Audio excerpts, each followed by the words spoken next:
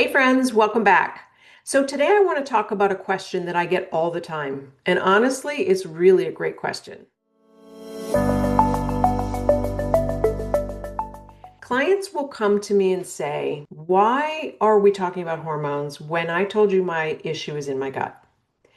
And they're dealing with things like bloating, reflux, constipation, urgency, food sensitivities, severe fatigue after eating, and sometimes even inflammation and autoimmune gut conditions. And they're thinking, gosh, would you just fix my gut already? That's totally fair. But here's what I want you to understand. And this is something that I wish more people were told early on in their health journey is sometimes the gut isn't where it all started. Sometimes the gut's just the messenger. And today I want to explain why hormone testing can be incredibly important even when you feel like your symptoms are 100% digestion. And so, looking at the big picture, our bodies do not work in isolated systems. Your gut, your brain, your immune system, your metabolism, your hormones, they're constantly talking to one another all day, every day. And when one area is off, a lot of times another area will pick up the slack, or another two areas will pick up the slack, and things start to show up somewhere else. And hormones actually influence digestion in several major ways that most people don't really even realize. And today I want to kind of walk you through the three biggest ones that I see in practice. So, number one, let's start with cortisol. That's your main stress hormone. And cortisol isn't bad. We need it. It helps to regulate blood sugar. It helps to regulate our energy, inflammation, because it's an anti-inflammatory, and your sleep-wake cycle or your circadian rhythm. And the problem is when it becomes chronically elevated and you're constantly in that fight or flight mode, or sometimes it becomes too low because you've been in that state too long, your digestion takes a hit. Cortisol does, and the effects that it has on your gut are it lowers your stomach acid production. It impairs your digestive enzyme output, so it's harder to digest foods. It impacts your gut motility, or how fast or slow food moves from the time you swallow it till the time you poop it out. It impacts your gut lining integrity, or could lead to leaky gut. It also affects your microbiome balance. And so this is why stress can cause symptoms like bloating, reflux, constipation or diarrhea, or flip-flopping between the two, food sensitivities, and poor nutrient absorption. And one thing that I often tell clients is you can eat the cleanest diet in the world. You can be doing everything right. But if your nervous system is stuck in survival mode, digestion is always going to struggle, and it's going to be virtually impossible to repair your gut. Your body literally shifts resources away from digestion when it thinks it's constantly under threat. And today, that threat is usually in the form of not being chased by a tiger, but more under like chronic stress, burnout, poor sleep, blood sugar instability, which is huge these days, overtraining, and of course, emotional overload. And this is a huge reason why cortisol testing can give us clues when sometimes the gut protocols just are stalled out or they're just not working. The second way is that sex hormones directly do impact and influence your gut health. This is especially important for women, and especially women over 35 or 40. So we're talking about estrogen and progesterone. Estrogen actually influences your gut bacteria. There's something called the estrobolome, which is part of your microbiome, and that helps to regulate your estrogen metabolism.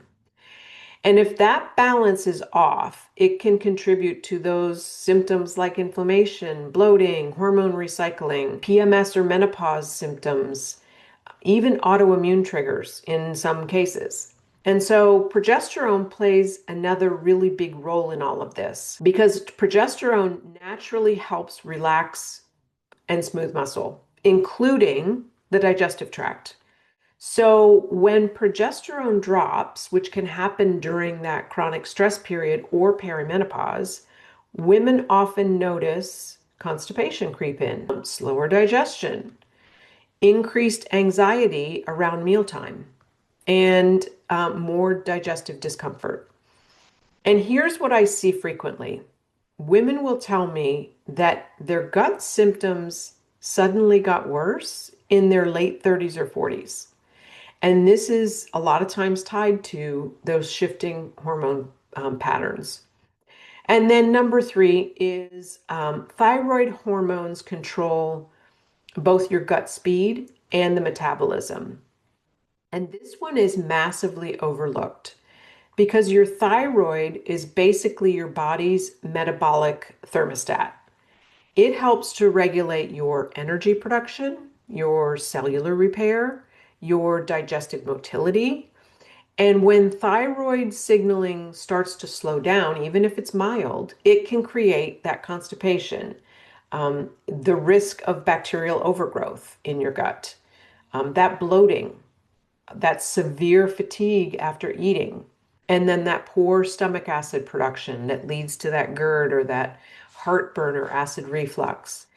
And some people are consistently chasing gut protocols when their metabolism is simply running in low power mode. And until we address the metabolic signaling, gut healing tends to plateau. So, why testing matters? Because you could guess at what these imbalances are. Of course, you could. But guessing is often going to lead to temporary improvements, band-aid protocols, or even worse, you're spending a ton of money and time and throwing things at a problem that never resolve. And functional hormone testing allows us to look at different patterns. And the big pattern is your cortisol rhythm throughout the day. So it should start out high when you wake up in the morning, and it should consistently lower down to the lowest point when you go to bed. And we check the cortisol in the morning, at noon, at 4 o'clock in the afternoon, and then again in the late night, actually. And so we can see if that pattern is off, if you are in that chronic fight or flight mode. And also, we can check for estrogen metabolism pathways, which is hugely important. Are you metabolizing? Are you getting rid of excess estrogen properly? Because the last thing you really want is estrogen buildup. And then we also look at the progesterone balance. So there's all different ways that we can identify patterns. We can then create a plan that supports both your gut and the hormone environment is influencing it, right? But here's the reality. Sometimes gut is blocked by hormone imbalance. So one way that I explain this to clients is it's like trying to fix a leaky pipe while water pressure is still blasting through the system. If you reduce the pressure, it'll be easier to repair, but also the repair is going to hold much better. And so, who should consider hormone testing? Okay, well, I'm not saying that everybody who's got bloating needs a hormone panel, but I strongly consider it when I see chronic gut symptoms that just never resolve, fatigue that is combined with digestive issues, women noticing symptom shifts during their cycle changes, perimenopause and menopause transitions. If you have long histories of known chronic stress or burnout, like caregiving is one, right? Autoimmune or inflammatory gut conditions. So those are big clues that hormones may be influencing our gut function. So here's what I'd love for you to take away from this conversation is that your body is incredibly intelligent. It innately knows what to do to heal itself. but we need to know where it's off balance. And your gut and your hormones are constantly communicating with one another.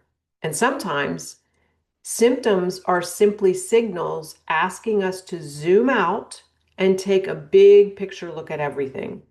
And when we understand both sides of that conversation, healing usually becomes much clearer, much calmer, and much more sustainable. So, if this topic resonated with you, I'd love to hear about it. You can drop a comment below. If you've ever been told that issues were just gut and you've noticed that your digestion changing with stress hormone shifts, please leave that in the comments. And if you enjoy learning about gut hormone connection and root cause healing, make sure you subscribe and follow because this is something that I never get tired of talking about.